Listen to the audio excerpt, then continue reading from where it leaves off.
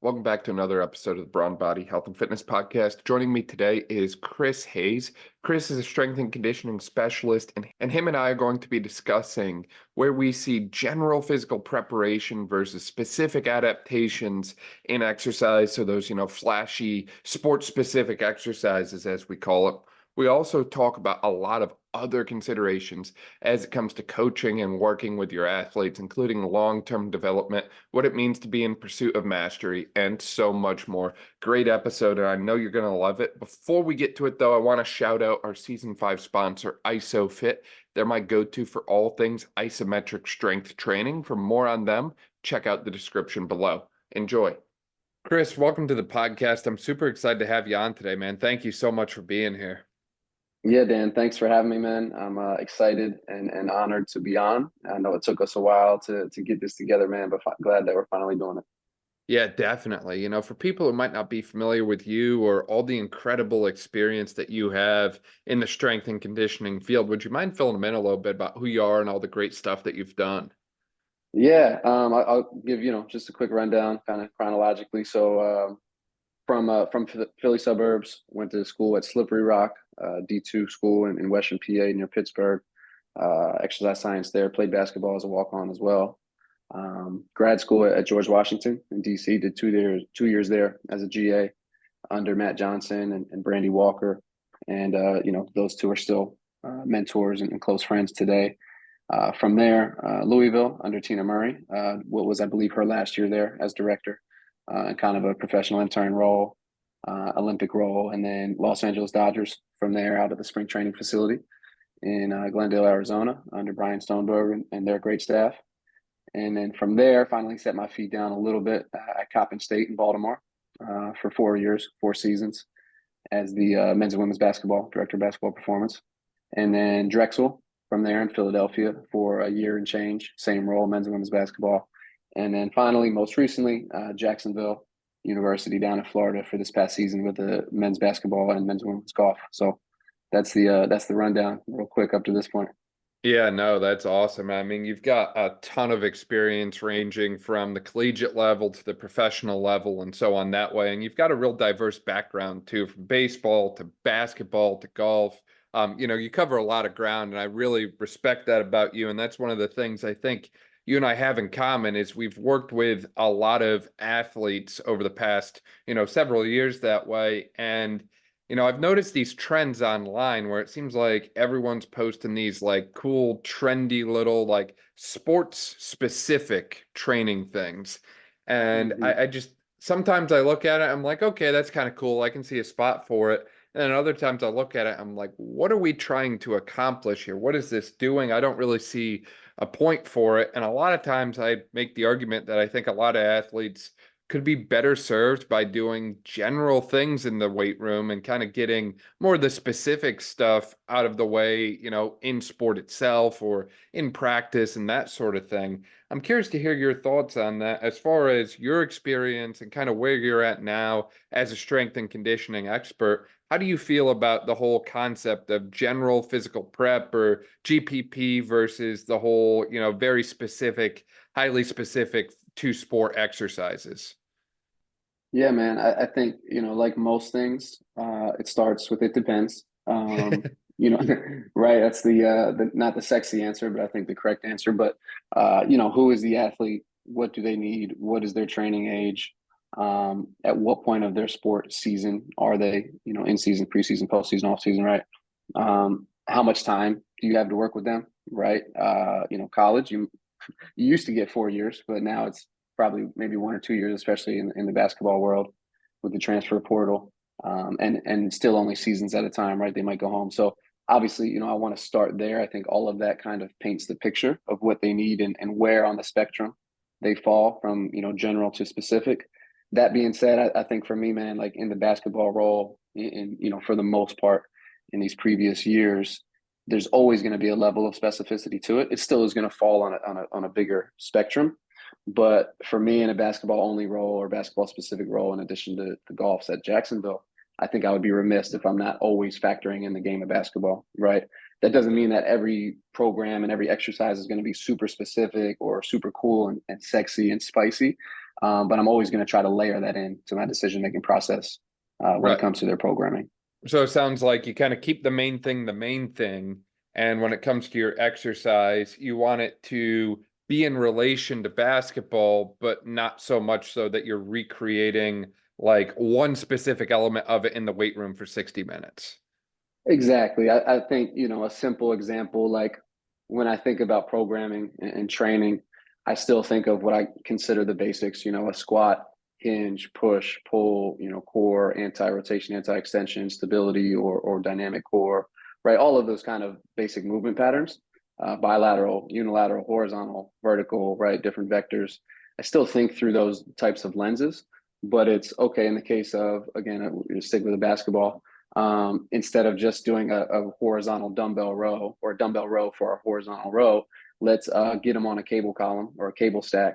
Let's get them in like a defensive stance position or a split squat base or a lateral squat base, and kind of mix up positions. And you could argue that there could be benefit there for, multiple different sports and not just a basketball thing.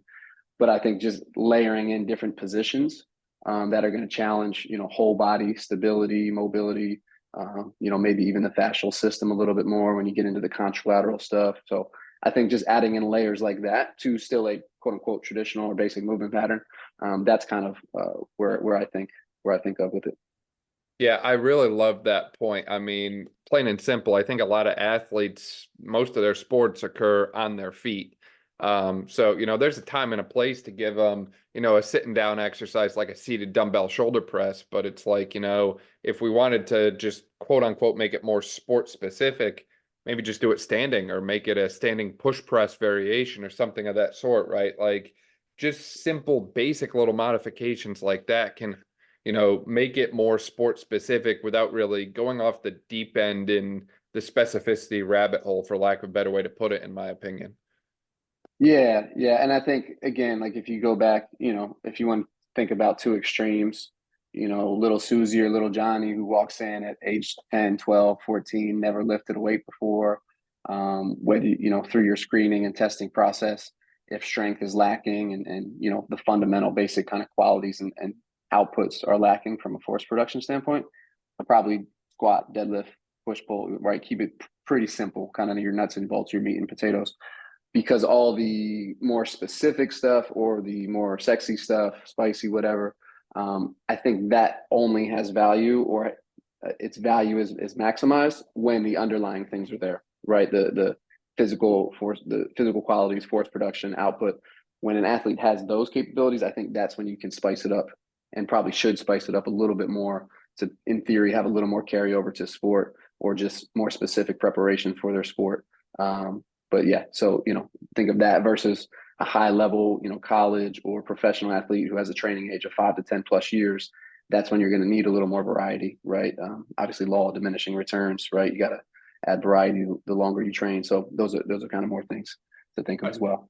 How do you go about developing that just from like a developmental model standpoint, right? Like say an athlete comes to work with you, middle school or high school, never trained before. How do you kind of go about programming and planning for them from when they come to see you, never trained before, 14, 15 years old, all the way up to that, off to college or in college standpoint?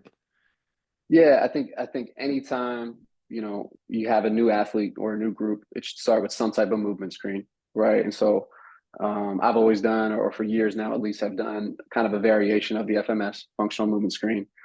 I do a 3-part instead of versus the full 7-part. One, kind of to save time, and two, just to get what I think is the most bang for your buck. So we do typically I've done overhead squat, active straight leg raise, and trunk stability push up. So you get a pattern, a very comprehensive global pattern.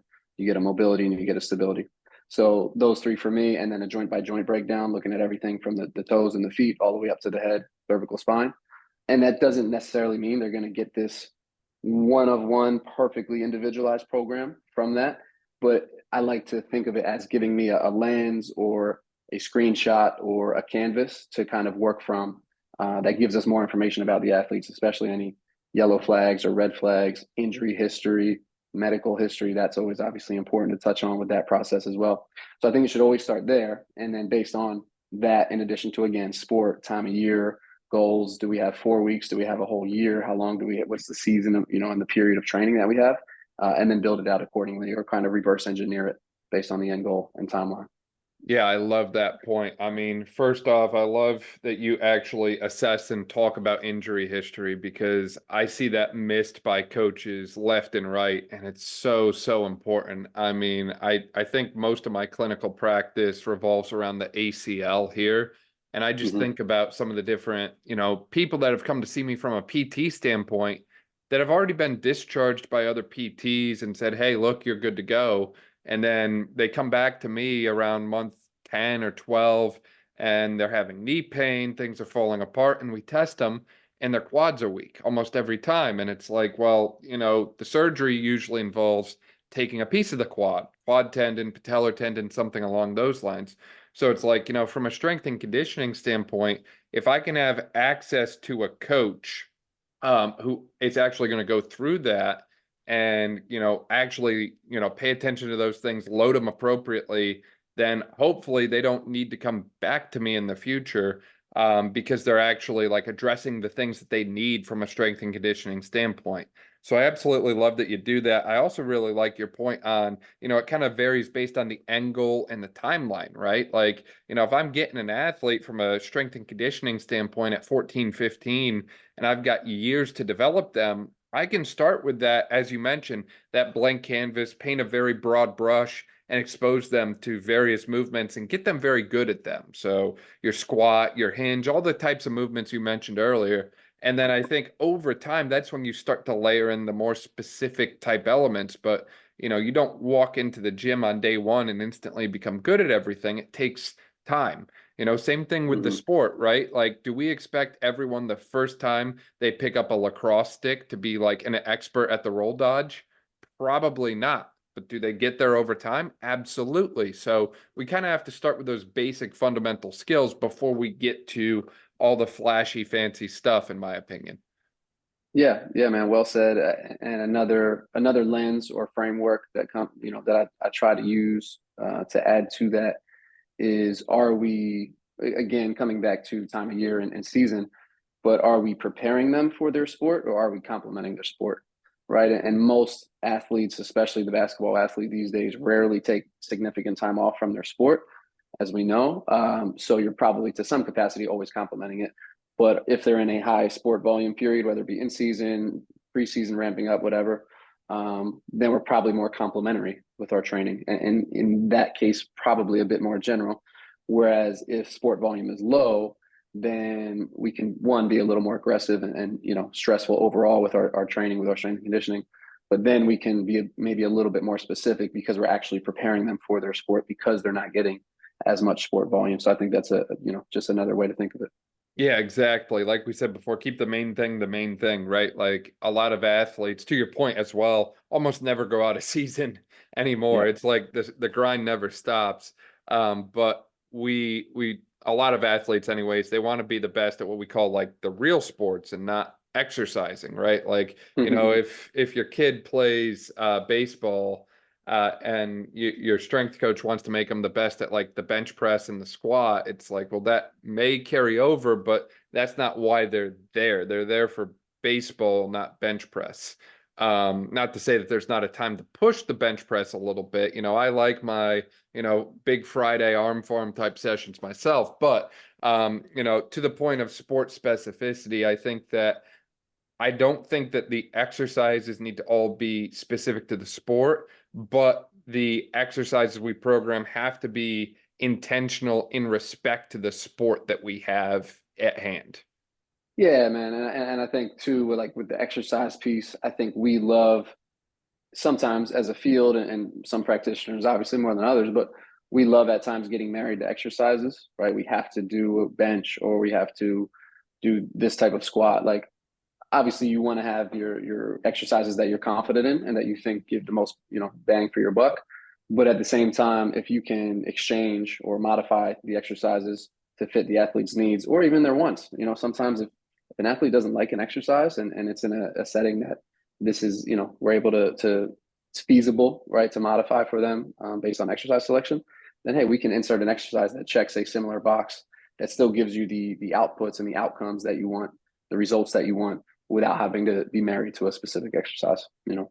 How do you go about programming from a sets and reps scheme? Because I think a lot of coaches, and maybe I've been guilty of this myself in the past, we kind of fall in this trap of, hey, everything's 3 to 4 sets, 8 to 15 reps, and that's just kind of where we sit. So how do you go about adjusting your other exercise parameters, or even tempo for that matter, based on the season that you're in and what your overall goals for the session are?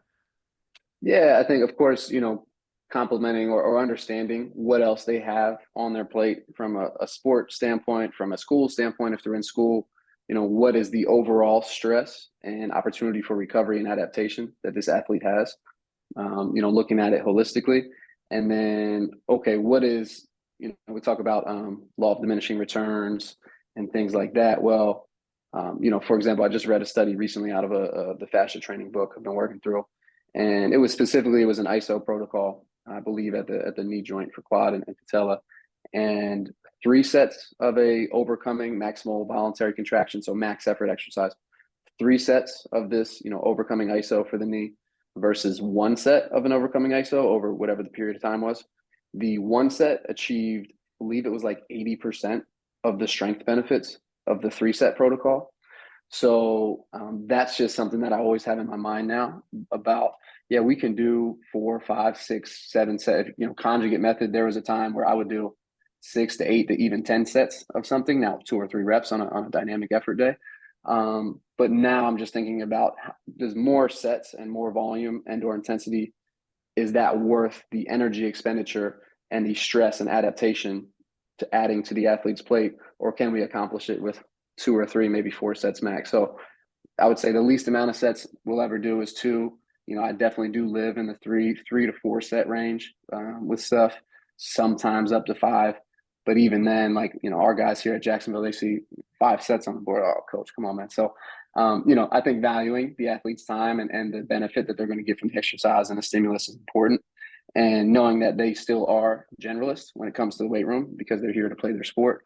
So I think not quite a microdosing model. I'm not going to say I've done that, but kind of having that type of lens of getting the most bang for your buck and, you know, living in a set and rep and volume and intensity range where they're going to get the benefit of the stimulus without overtaxing their Yeah, system and taking away from everything else, right? yeah, I like that a lot. As we mentioned before, you know, you can't detract from the sport at hand. You know, your goal is to enhance that and empower that, not pull away from it. And on Mm-hmm. top of that, it almost proposes like we have to look at exercise the same way we look at things like pharmaceuticals, right? We have a Mm-hmm. range to dose them in effectively. And if we don't do enough, then we get no change. So we need to establish a minimum effective dose for, you know, we have to do at least this much to see some kind of response, but we also have to establish the maximum effective dose for it as well, right? Like, hey, if we go over this amount, we're actually putting in all this energy and effort and getting minimal to no gain from it. And to me, that's kind of like the definition of insanity, right? Like stuck on running around that hamster wheel and not really getting anywhere. And that's a very frustrating place for athletes to find themselves. You know, they always get told, hey, you just have to work hard, put in the work. Well, if you're putting in that work and you're not seeing results, it kind of creates a real frustrating standpoint for you to, you know, try and stand from. So I certainly think that kind of dosing effectively is essential. I like your point on the ISO study that you referenced there as well. And I think also it kind of comes into, as we talked about before, what season or stage of training life are we in here, right? Like if someone's very early on in their process and I'm having them squat for the first time, you know, a few sets of 8 to 10 reps might actually fatigue them because it's a brand new movement pattern and they've, you know, they're just learning how to do it from a motor learning standpoint. We're not as efficient in it. And then maybe 6 months down the line, that exact same thing feels very, very easy to them, right? So now I might have to bump the weights up or, you know, change my dosing, that sort of thing. But the movement pattern itself is almost like second nature at this point because we've done hundreds and hundreds of reps of it. So understanding like just because we're going to give someone a certain set and rep scheme, that might change one based on the season, 2, based on how that therapeutic window of exercise shifts for them, and 3, kind of based on that motor learning model as well as they become more familiar with the exercise. Absolutely, man. I think a great quote is to go back a little bit, the dose makes the poison, right? So too little may not be enough, but too much may also be too much. So finding that happy middle ground. And I think, one thing just to add to what you were saying, sometimes we forget, strength coaches at least, I think about the neurological component and neuromuscular component of things where, if you're trying to get the tissue literally bigger, right? Hypertrophy, like you're really trying to pack on size, muscle mass, then volume is, and obviously time under tension and total strain is going to be pretty important and have to linearly increase on some level. But if it's less about hypertrophy and more about strength, power, speed, things of that nature, then you can probably take that more towards that microdosing approach and still get a pretty good outcome, Yeah, agreed. On that neural point as well, I mean, I think the concept of CNS fatigue is far overlooked. And it's like if you get Yes. people in season, maybe they're, coming to you on Thursday, they started practice Monday, they've had 2, 3 hours of practice every day, they're 10 to 12 hours of practice into the week, and they're coming to you Thursday. I don't necessarily want to load them super heavy with like, hey, we're going to do heavy deadlift, heavy back squat, heavy bench, all these heavy major compound lifts, because we're just going to blow up their CNS at that point, right? Like there's such a thing as a neural fatigue. So I think a lot of those kind of basic GPP principles really shine here to the point of, hey, we need to get some load. We need to get you moving, but I don't want to overtax it. So, hey, maybe we're going to go with the goblet squat and the dumbbell RDL because you've done those 2 exercises thousands and thousands of times. They're ingrained. We can adjust the load very easily, right? Like, I think that's a great spot to kind of resort to some of those like more basic type patterns there as well. Yeah, man. I think you just made me think of a time in undergrad when I was writing programs for some teammates and some friends. And I shared it with a mentor of mine who trained me through high school and really opened my eyes to the field and got me to want to be a strength coach. His name's Paul Malizia, back in the Philly area. I shared a program with him, and I think it had 3 barbell lifts in it, like a clean, a bench, a squat, whatever it was. 3, primary barbell lifts. And he was like, I'd be careful. I usually don't try to put more than 1, maybe 2 barbell lifts into a session just because of the CNS fatigue. And that always stuck with me. And I think a good example is like we'll in the spring and the summer we'll bench press. We'll barbell bench once in a week, never more than once in a week or once in a phase. But every time we get to the preseason and especially in season, I default to dumbbell variations and even cable press, cable column variations, because I just think the CNS tax of a barbell bench press, assuming you're going heavy for strength, that is so much higher. At least for me, I perceive it that way. I think the athletes do too, versus just a relatively heavy dumbbell bench or cable column press or something a little more, a little less strenuous. So I've definitely over the years become a little bit more of like a dumbbell, kettlebell, cable column guy versus a barbell guy for those reasons. Yeah, definitely. I mean, Tony just said this the other week on the podcast as well, right? Like machines rule for a time and place, right? Like when you're in season, you're like, look, I need to get load through these muscles, but I don't want to tax them too much. This is a great spot for the machine to come out too. You mentioned a little bit about training history and that sort of thing that way. How do you go about programming for yourself? Where do you kind of get specific in certain things? What kind of specific goals do you work towards in your own programming? And what kind of general elements do you work into your own programming that way? Sure. A younger me, so me at GW and my first few years into the field, I would say I was more towards the powerlifting side. I got into some Olympic lifting as well, but wasn't very good at it. But there was definitely a time where I wanted to potentially compete in powerlifting. We had a little super meet at GW back in the day with the staff. That was really fun and cool. But then Squattober a few years ago, I think it was 2021, hurt my back a little bit. And I had a back injury when I was younger. So I've kind of gotten away from the heavy bilateral barbell axial load stuff. And now, honestly, it defaults to one of 2 things. Right now, I'm on a vertical training program through THP Strength, and my guy John Evans over there. Shout out to them, trying to get like Isaiah Rivera. So right now, I'm going through that to try to be able to dunk, because that's something I've always wanted to do and never have. But before then, honestly, man, I usually just do our training, whatever I program for the guys or the the teams that I'm with, I'll go through their program or a very close iteration of it. And I'll try to do it at least a week in advance, because I feel that gives me obviously a feel for what they're doing and what I'm programming for them. And sometimes it's like, oh, I'm going to tweak this, or that's a little too much, or oh, that's maybe not enough. And it helps me kind of play with the volume and intensity and the exercise selection, and think things through a little bit more hands-on. So that's honestly, when I'm not on a specific training program, that's what I default to. Yeah, I love that. I mean, first off, I think that speaks volumes about how good and effective your programs are if you're willing to do them yourself, Mhm. right? Like, there's a lot of coaches out there who will write programs for people and then they never actually run it themselves. And it's like, well, if you're willing to dish it out, why aren't you willing to like take it yourself?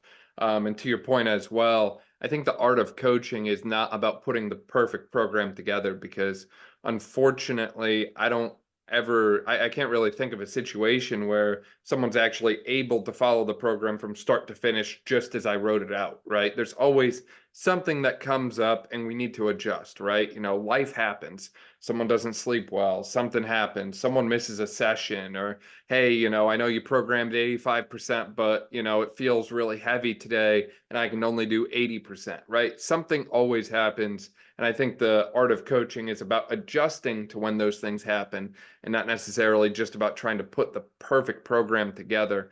So I think your ability to actually run through the program yourself, feel things, and kind of get feedback for, how you feel afterwards, enhances your ability as a coach to serve the athletes that you work with day in and day out when they're running that program. Hmm. Absolutely, man. One of my favorite things to do too, like recently here, post spring, or well, post season, when we had a couple weeks off, and then post spring block where the guys are, voluntary or getting ready to head home, is literally just waiting until they walk in the door. Hey, how do you feel? What do you want to work on today? And then formulate that with what you know about the athlete, what you know that they need, what you know that they like and don't like. And then, okay, go to the whiteboard, give me a minute, boom, here's the workout. And it's not just throwing stuff at the board, right? It's still based in science and principles and all of that. But the times of the year where you can be a little bit more individualized and specific with not only what they need, but a little bit of what they want to. I think it's more fun for me, because it really brings out the art of the field, as you alluded to. But I think they appreciate it more too, because it really then is kind of custom made versus, hey, this is what everybody's doing.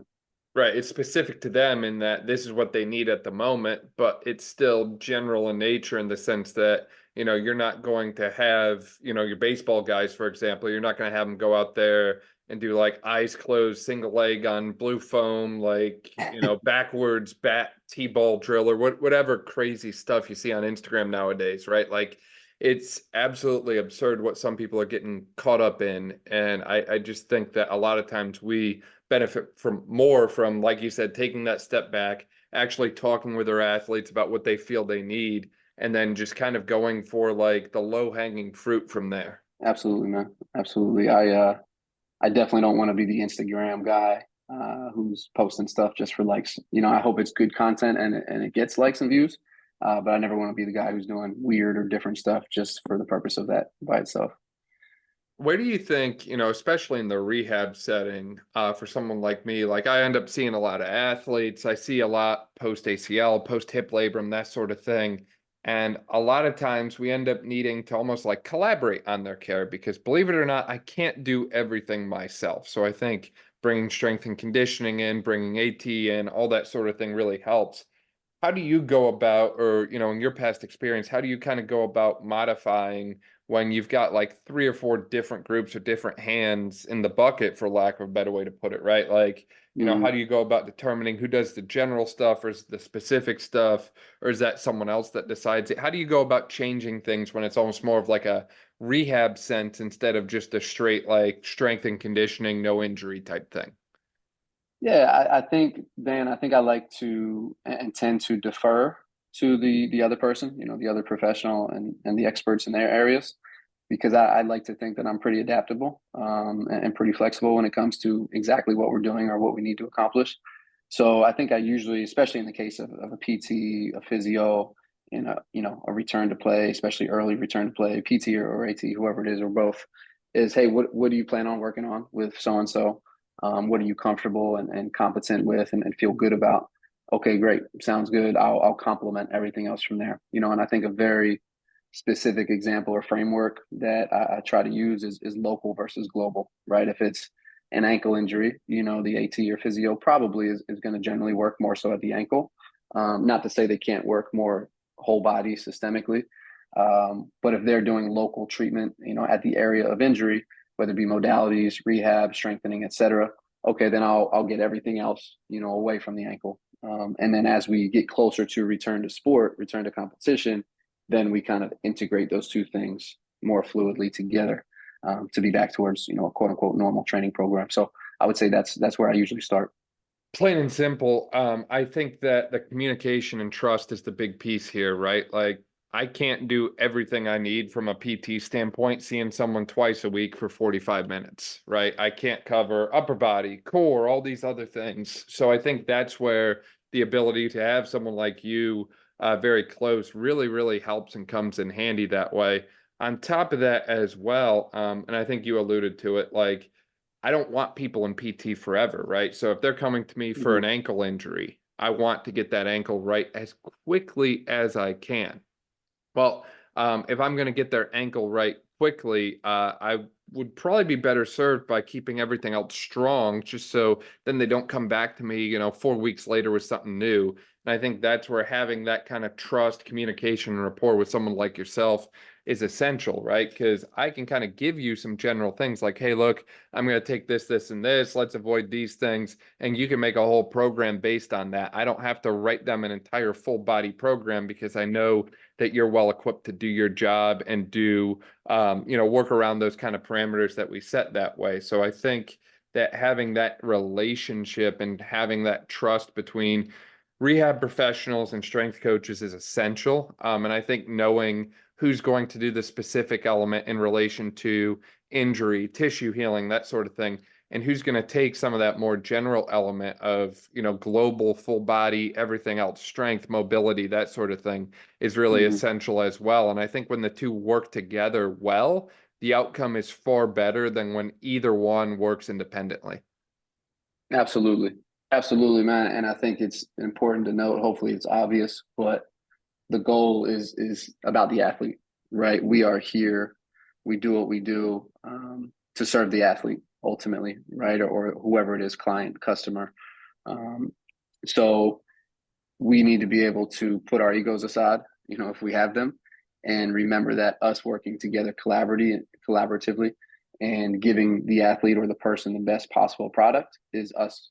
That's us doing our job, in the best possible way. So we're not here to use the athlete to create cool stuff or do cool stuff. We're here to, help serve the athlete to get back to their sport or just their ADLs, everyday living. So, remembering that and being able to put your ego aside obviously is important too. You brought up an interesting point there about, ADLs, serving the athlete, putting the ego aside, that sort of thing. And, there's certain times when it's like what we can do in a strength and conditioning standpoint can actually detract from some of those different things, right? Like, we can push someone a little too much and impact their confidence. Or, again, I mentioned before, like sometimes life happens, right? Sometimes for athletes, they don't get good sleep. Maybe something happens at home. Maybe, a lot of them are obviously taking classes and stuff. Maybe classes don't go their way.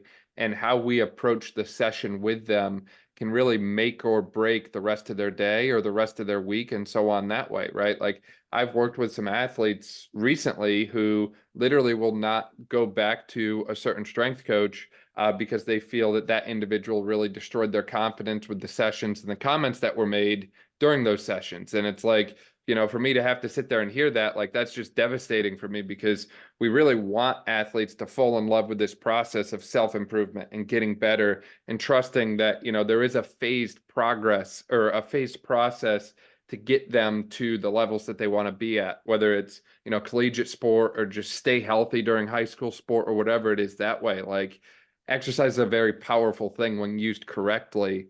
And we have to Mhm. kind of understand that the responsibility that comes with what we can do to improve or destroy someone's future through what we do.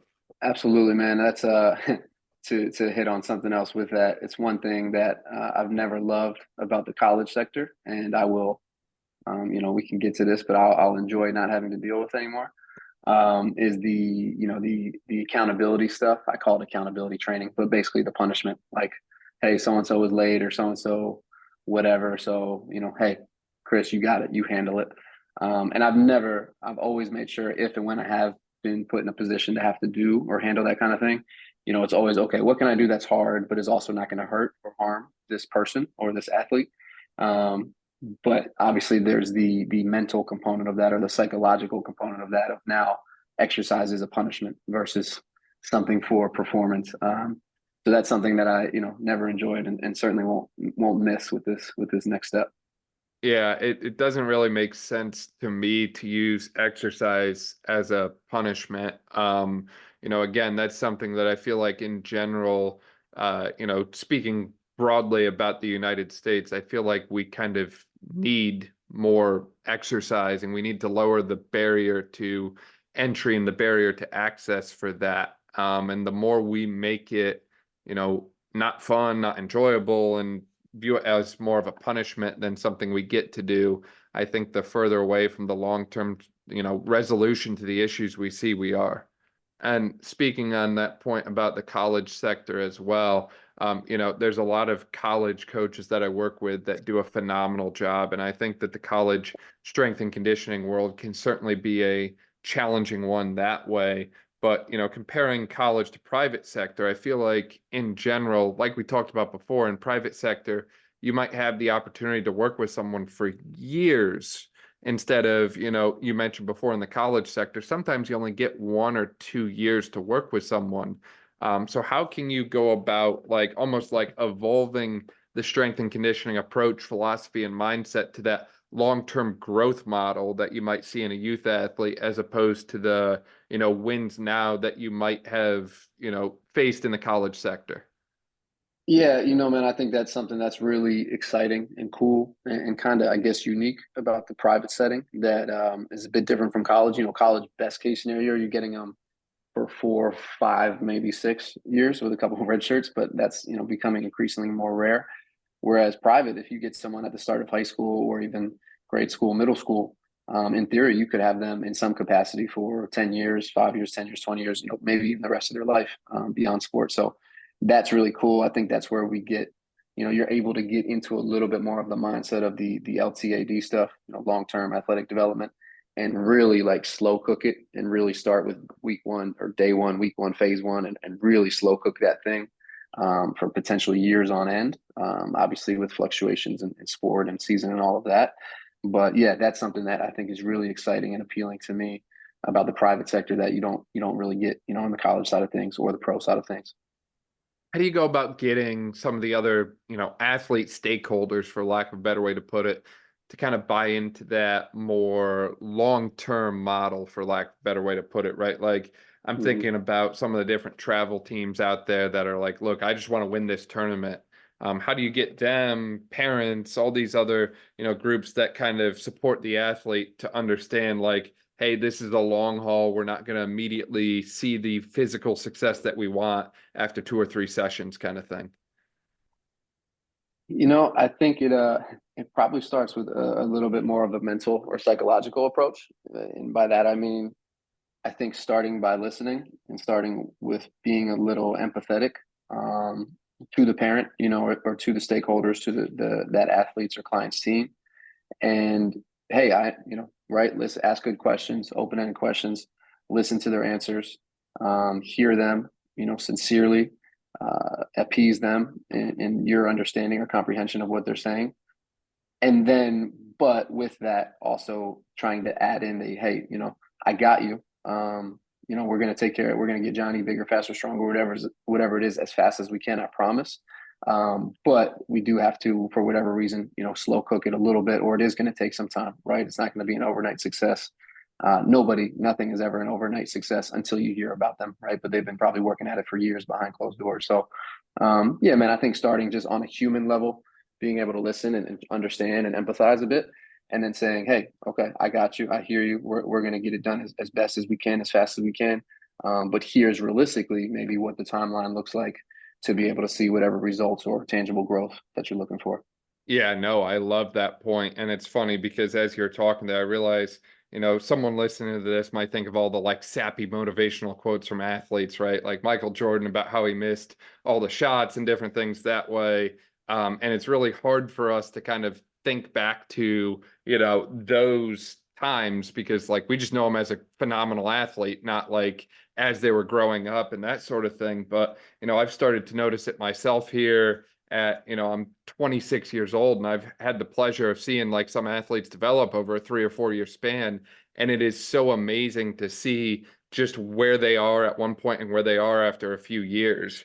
And same thing with the, rehab process, right? Like, in a year, I can see someone go from literally not being able to walk on their own independently, to back to playing a high level sport without issue. So it's one of those things where it really is that long-term mindset that we have to buy into. I know there's a ton of sappy quotes, like I mentioned earlier, out there about it, but in reality, it's just a matter of you have to keep chipping away slow and steady with it and get to where you need to be. Yeah, yeah. And one thing I think of, man, that maybe helps is I kind of call it like the performance priority. In other words, somebody's limiting factor, and the younger the athlete is or person is, and the less training age they have, probably going to be a bit more comprehensive, and less specific. But the older they are, and or the higher their training age is probably able to be more specific and unified or singular. And so, performance priority or limiting factors is what is the one thing that if we could snap our fingers or, use our magic wand to make this thing change or improve immediately or overnight, what would that one thing be? Okay, now how can we create and carve out a program that's going to still give them comprehensively what they need and on a general level, but specifically really attack and focus on that one thing that we think can be the biggest driver of performance and move the needle the most. I think that's something from just a framework standpoint for me that helps. But I think also on a level of sales and explanation, in terms of getting athlete buy-in or parent buy-in, I think that's something that could be helpful too. Yeah, definitely. And, I like to say at the end of the day, results definitely carry a lot of weight as well, right? Like, having the ability to show those changes, hence the reason you even said it yourself, that you start with an assessment. It's crazy to Mhm. think just how many coaches don't start with an assessment. Same thing with the PT world, right? Like, how often do I see PTs literally just break out the little goniometer protractor thing, measure a couple angles, and then call it good, right? Like, we really need to look beyond that. And I think this is where one of the most powerful things is, in my case, the iPhone camera, right? Like, I can literally take a video and in 30 seconds capture where someone is on day one. And if they get to that point where they're like, hey, look, I don't know if I'm seeing progress, I don't know if I'm seeing improvement, it's like, hey, look at what you're doing today. And then here's what you did 3 months ago, or here's what you did 6 months ago, right? Like sometimes we almost need that little visual reminder, I feel. Absolutely, visuals are good.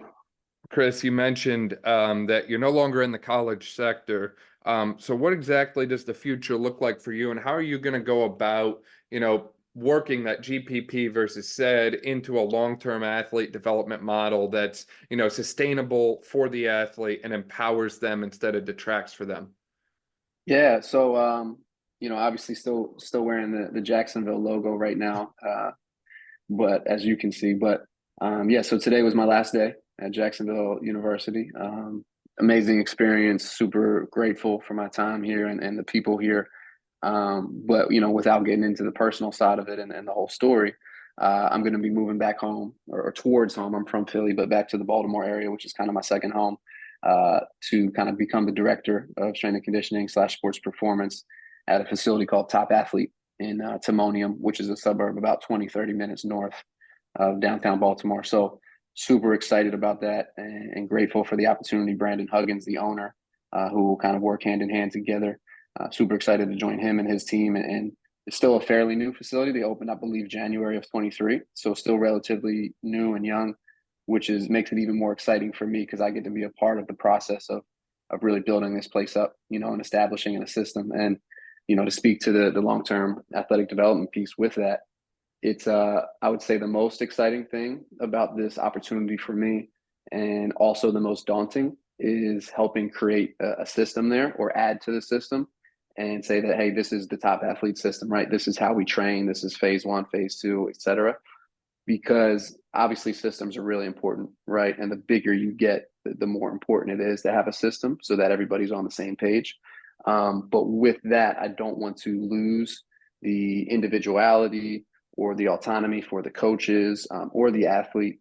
And so for me, it's about kind of creating a template and a system of templates that's, based in science and principle and evidence, but that still allows the coach a level of autonomy and a level of, bring their uniqueness, their expertise to the table, and allowing them to be able to carve out exactly what is appropriate for the athlete. So I'm excited for that, but also know that it's going to be a challenging thing to systemize things without making it cookie cutter or whatever, like maybe some facilities do or have to.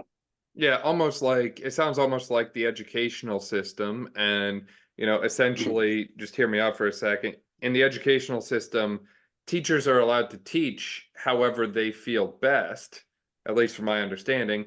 However, there's certain things that need to be covered, right? Like you need your math, your science, your English, your history, all that sort of thing. But how that's delivered or what book you use or that sort of thing, that's going to vary based on what school you're in, what teacher, and so on that way. So almost having a system that it's like, hey, look, we have to cover these things, but how you go about covering those things might vary based on the coach you're working with, their experience, what they feel you need most in that moment, and that sort of thing.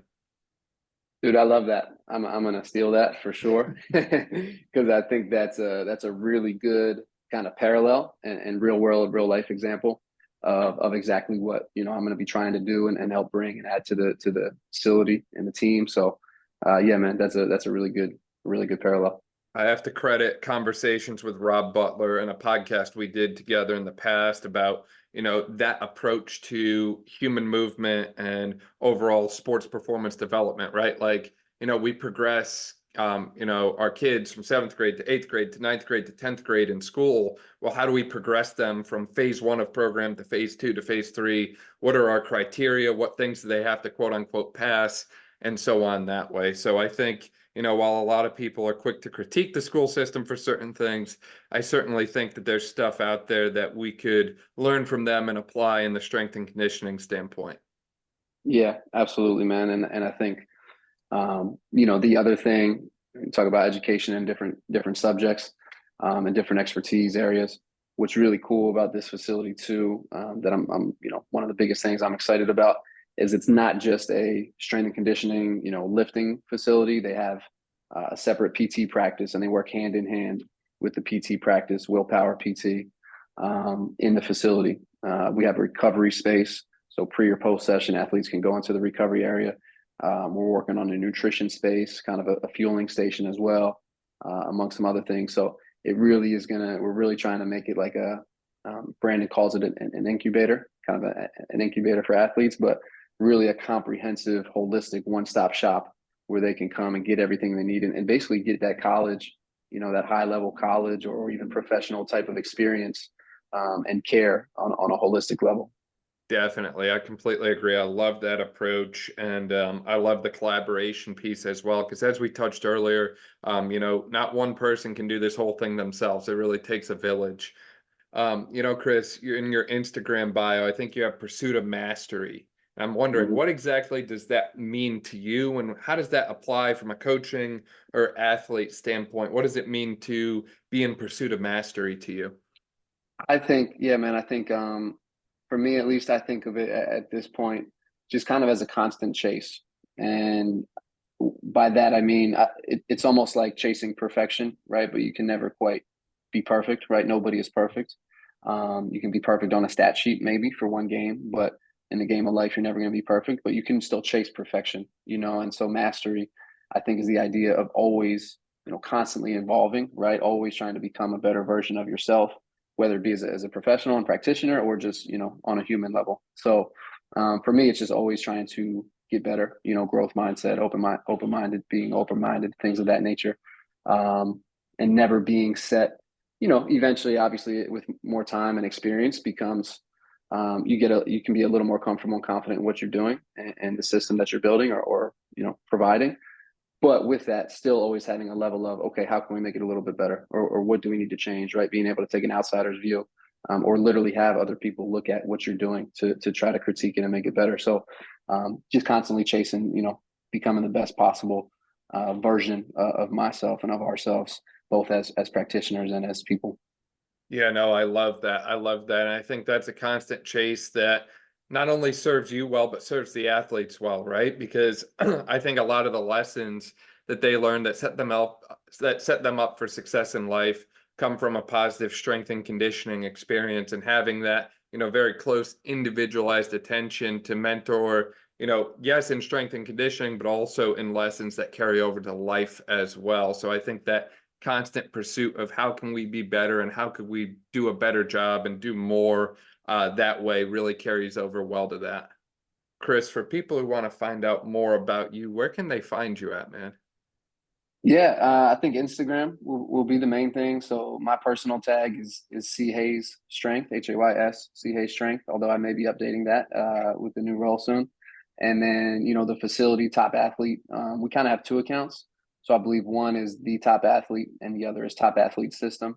And I know we're going to be rolling out kind of more content and more stuff when I get there shortly. So definitely take a look at those accounts and planning to be sharing some pretty good stuff soon.